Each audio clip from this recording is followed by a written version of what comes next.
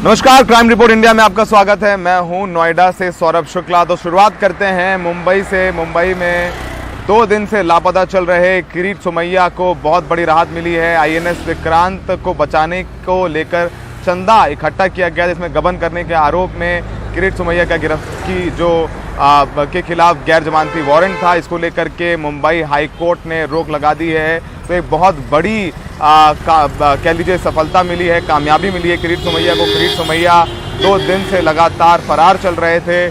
कल उनके घर के और आस पड़ोस में पोस्टर भी लग गए थे, जिसमें भाग किरीट भाग के पोस्टर थे, और अब ये बड़ी राहत मिली है। आपको बता दें कि किरीट सोमैया ने इस पूरे मामले में आकर के प्रेस कॉन्फ्रेंस भी की थी। उन्होंने कहा था कि उन्हें फंसाने की कोशिश की जा रही है। सत्तारूढ़ दल शिवसेना, एनसीपी और कांग्रेस का है, और किरीट सोमैया बीजेपी के नेता हैं, इसलिए उन्हें फंसाने की कोशिश की जा रही है। तो किरीट सोमैया को बड़ी राहत मिली है और अब वो गिरफ्तार नहीं होंगे। तो ये एक बड़ी राहत वाली खबर किरीट सोमैया के लिए मुंबई से आ रही है।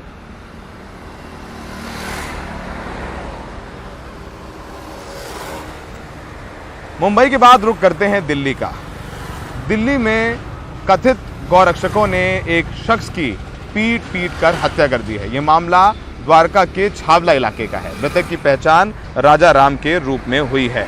आपको बता दें कि राजा राम एक फार्म हाउस में केयरटेकर के रूप में काम करता था, और ये घटना सोमवार की सुबह की बताई जा रही है। 10 से 15 की तादाद में कथित गौरक्षकों ने हमला कर दिया था, जिससे राजा राम की मौत हो गई और उसके 2 साथी भी घायल हुए हैं। पुलिस को एक गौ हत्या की कॉल मिली थी, लेकिन जब तक पुलिस वहां पहुंची, गौरक्षक राजा राम को लुहान करके वहां से भाग चुके थे। फार्म हाउस से पुलिस ने कुछ अवशेष भी बरामद किए हैं, जिसकी जांच की जा रही है। हमारे सहयोगी मुकेश सिंह सेंगर ने मारे गए राजा राम की पत्नी से बातचीत की है। आइए सुनते हैं। दिल्ली के छावला इलाके में कुछ कथित गौरक्षकों ने मिलकर गौ हत्या के शक में एक 40 साल के केयरटेकर की पीट कर हत्या कर दी। ये मामला सोमवार सुबह तड़के का है। मैं उसी फार्म हाउस में हूँ जहाँ पर 40 साल के राजा राम की हत्या कर दी गई, जो इसी फार्म हाउस के केयरटेकर थे। पुलिस के मुताबिक सोमवार सुबह उन्हें ये जानकारी मिली कि इस फार्म हाउस में गाय काटने का मामला आया है। उसके बाद जब पुलिस यहाँ पर पहुँची तो कुछ कथित गौरक्षकों ने राजा राम समेत उसके 2 साथियों को बुरी तरह पीटा, और पीटने के बाद पुलिस के पहुंचने के पहले वो यहाँ से भाग गए। उसके बाद पुलिस ने यहाँ पर पहुंचकर जो राजा राम और उसके दोनों साथी थे उसको पुलिस अस्पताल ले गई, और वहाँ पर इलाज कराने के बाद पुलिस उन्हें थाने ले आई।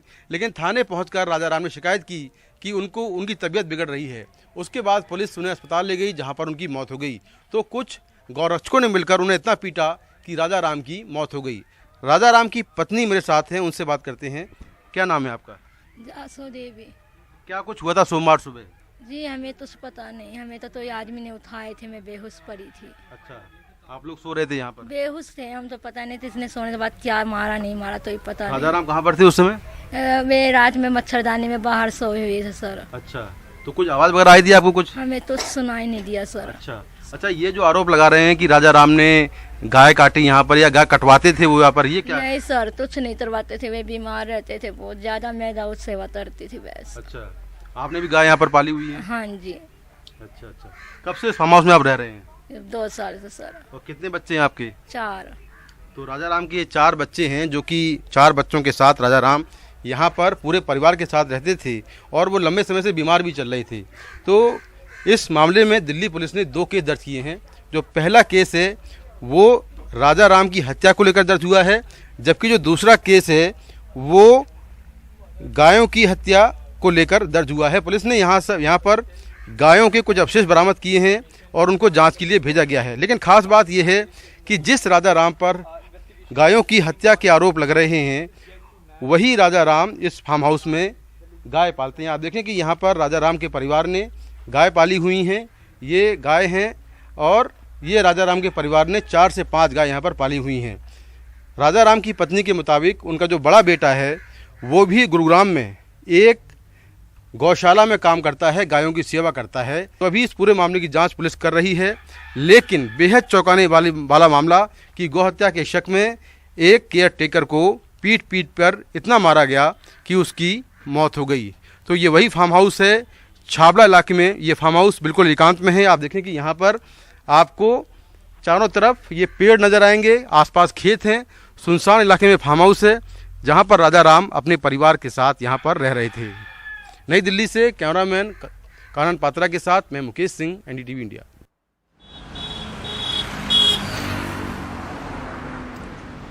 रामनवमी के दिन देश के कई हिस्सों से हिंसा की खबरें आई। जहां सबसे ज़्यादा हिंसा हुई है वो है मध्य प्रदेश का खरगोन। खरगोन में रामनवमी के जुलूस में पत्थरबाजी हुई, जिसके बाद हिंसा भड़क गई। इस हिंसा में कई लोग घायल हुए हैं और वहां के SP को भी गोली लगी थी। इस मामले में अब तक 95 लोगों की गिरफ्तारी हुई है और जो आरोपी हैं उनके घरों को बुलडोज़र से गिराया जा रहा है। इसको लेकर के सरकार की किरकिरी भी हो रही है। सरकार पर सवाल भी पूछे जा रहे हैं कि जब कोर्ट ने अभी दोषी करार नहीं दिया गया है तो आप कैसे लोगों के घर 2 दिन के अंदर गिरा सकते हैं। तो कल नरोत्तम मिश्रा जो कि गृह मंत्री हैं मध्य प्रदेश के, उनसे हमारे सहयोगी अनुराग द्वारी ने भी बात की थी। नरोत्तम मिश्रा कह रहे थे कि जो भी दंगाई फन उठाएगा उसे कुचल दिया जाएगा। तो मध्य प्रदेश में इस घटना के बाद काफ़ी तनाव है। खरगोन इलाके में कर्फ्यू भी लगाया गया था और कर्फ्यू लगाए जाने के बाद तमाम जो आरोपी हैं इस घटना में हिंसा भड़काने और फैलाने के, पथराव करने वाले, उनके घरों को बुलडोज़र के से जमींदोज किया जा रहा है। रामनवमी का दिन था और दोपहर बाद जुलूस प्रारंभ होना था, तो तालाब चौक पे लोग इकट्ठे हो गए थे और जुलूस प्रारंभ हो गया था 5 बजे के आसपास। निर्धारित रूट पर जो है जुलूस आगे की तरफ जा रहा था कि एक पक्ष से गलियों के पीछे से पथराव शुरू हो गया था, तो कुछ डिस्टरबेंस हुआ। वहाँ फोर्स था और मैं भी था वहाँ पे, तो तत्काल ही हमने स्थिति नियंत्रित किया और लोगों को अलग अलग करते हुए जुलूस को पुनः प्रारंभ कर दिया गया था। परंतु इस बीच शहर के अलग अलग हिस्सों से खबरें आने लगी कि जगह जगह पथराव और आगजनी की बात आने लगी, तो हम लोगों ने हर जगह पे जाकर वहाँ पे शांति व्यवस्था कायम किया।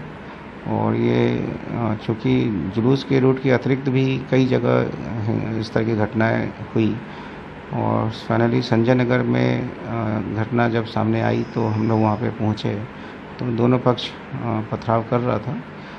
तो वहाँ पे कुछ तलवार वगैरह लेके भी लोग दौड़े, तो हम लोगों ने उसे पकड़ा, तो उसे कोई कवर दे रहा था, तो भीड़ में से किसी ने फायर किया जो मेरे बैक पैर में लगी। लेकिन वहाँ फोर्स तब तक और हमने बुला लिया था और फोर्स ने स्थिति को नियंत्रित किया और लोगों को अलग अलग किया। तो आप पहचान पाए जिसने आप पर गोली चलाई या उसकी कोई शिनाख्त हो पाई? और उसमें हम काम कर रहे हैं। अच्छा, तो उस दौरान वहाँ पर क्या हालात बने थे? क्या बहुत ज़्यादा कोई कुछ सुनने को तैयार नहीं था? आप लोगों ने कोशिश पुरजोर की होगी या पहले से कुछ ऐसे इनपुट्स थे सर क्या कि शहर में इस तरह रामनवमी के जुलूस में शांति व्यवस्था में खलल? तनाव हमेशा रहता है जब भी जुलूस निकलता। हमारी तैयारी पूरी थी और हम लोगों ने काफ़ी अधिक काम भी किया था और फोर्स अच्छे तरीके से लगाया भी गया था, परंतु भीड़ काफ़ी अधिक थी और भीड़ उग्र हो गई थी और उन्होंने काफ़ी अधिक पथराव किया और पेट्रोल बम भी फेंके। तो उस भीड़ में कोई समझने को तैयार नहीं था और लगातार पथराव हो रहा था। फिर भी जो भी बल था हम लोगों ने प्रयास करके वहाँ लोगों को अलग अलग किया और काफ़ी अच्छे तरीके से पुलिस ने स्थिति को संभाला। तो एक जने ने आप पर तलवार चलाई और दूसरे ने फायर किया, आपने तलवार वाले से शायद तलवार छीन ली थी, कुछ ऐसा वाक़या हुआ? हाँ, वो व्यक्ति जो है फिर जब छीनने का वो भागा तो मैं उसके पीछे था, उसी बीच उसको जो भी कवर दे रहा था उसने फायर किया था। उसने आप पे फायर किया? तो जी। अभी डॉक्टर्स ने क्या कहा है? अभी तो चूँकि चलने में समर्थ हूँ, वो लेफ्ट पैर पे मैं बाहर नहीं डाल सकता, तो अभी रेस्ट के लिए बोला है और ब्लीडिंग काफ़ी अधिक हो गया था, तो पेन अभी है, बाकी पहले से बेहतर। पहले से बेहतर। गोली छूकर निकल गई थी, हड्डियों में नहीं गोली अंदर पेनेट्रेट हुई, परंतु अंदर बोन को हल्का डैमेज करते हुए काफ से निकल गई। सर आप बिल्कुल आराम करें और शहर में अमन व्यवस्था कायम रहे। हमसे बात करने के लिए बहुत बहुत शुक्रिया। धन्यवाद।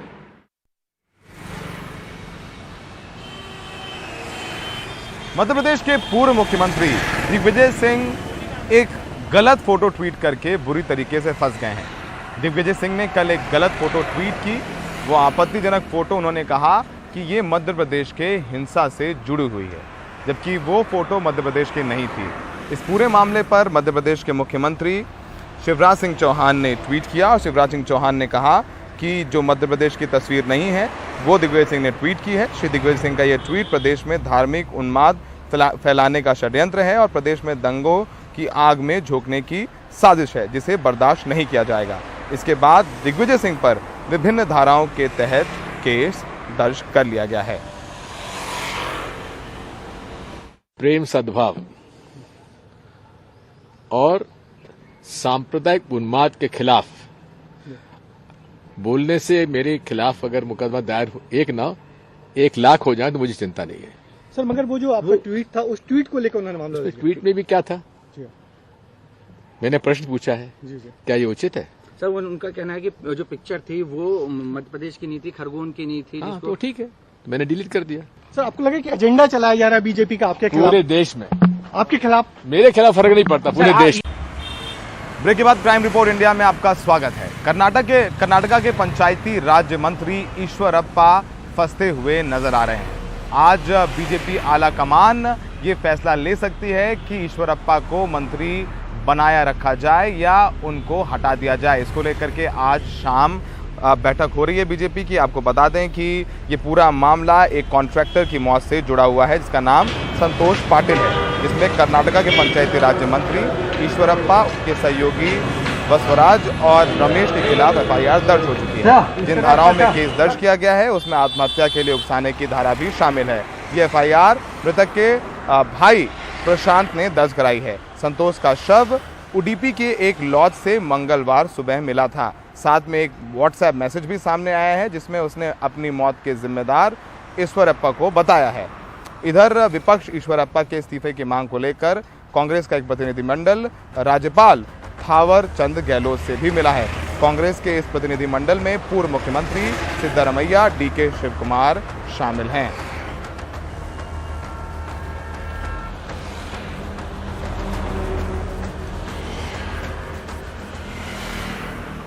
लखीमपुर खीरी हिंसा मामले में जो मुख्य गवाह है हरदीप सिंह, उस पर रामपुर में एक जानलेवा हमला हुआ है।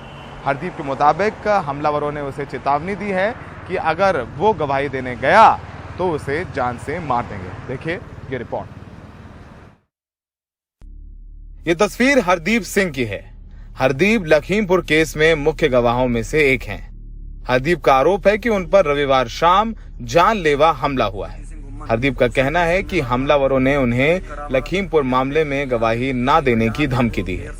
हरदीप ने जिन लोगों पर आरोप लगाया है उसमें रामपुर बीजेपी का नेता भी शामिल है। गुरुद्वारे से माथा टेक के आ रहे थे तो मैं लखीमपुर में मेन गवाह हूँ। तो ये पीछे से आए गाड़ी लेके, इस गाड़ी में थे 3-4 लोग। तो इन्होंने वहाँ आके मुझे रोका तो मैं रुक गया। मैंने कहा चलो कोई बात करनी होगी।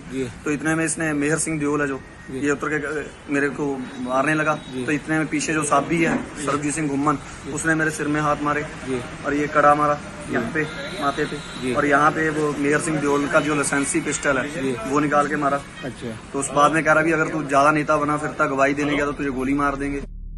इस पूरे मामले पर रामपुर पुलिस ने बयान जारी किया है। पुलिस के मुताबिक हरदीप सिंह की शिकायत पर मुकदमा दर्ज किया गया है।